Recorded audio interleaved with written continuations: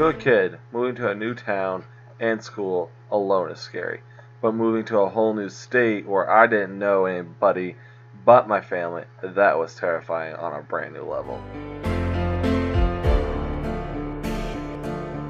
So you must be wondering why there was happy music, right? Well, in my case, moving to a whole new state basically changed me into the person I am today.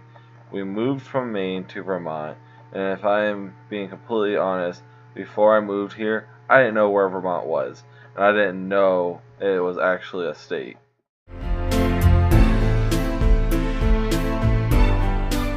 It was a fall day in Maine when we left for Vermont. We left late morning on a Saturday. We arrived in Vermont in the dark. When I woke up that Sunday morning, it was so bright and colorful.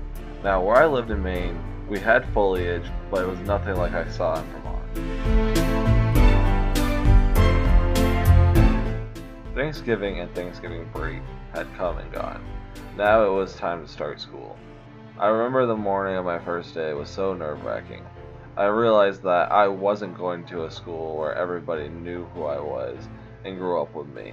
Living in Maine, I attended a school that had roughly 300 students for each grade. But when I moved to Vermont, the students in each grade shrunk completely. Instead of 300 students in my graduating class, there was only 20.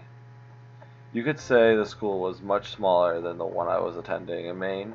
This meant that I had a completely fresh start at basically a new beginning.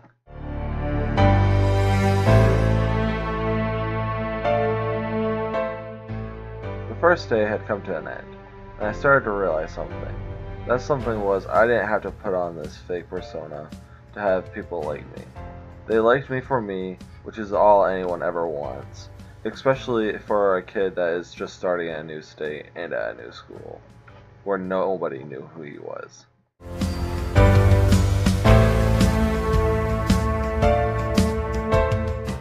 Being accepted like that helped change my life.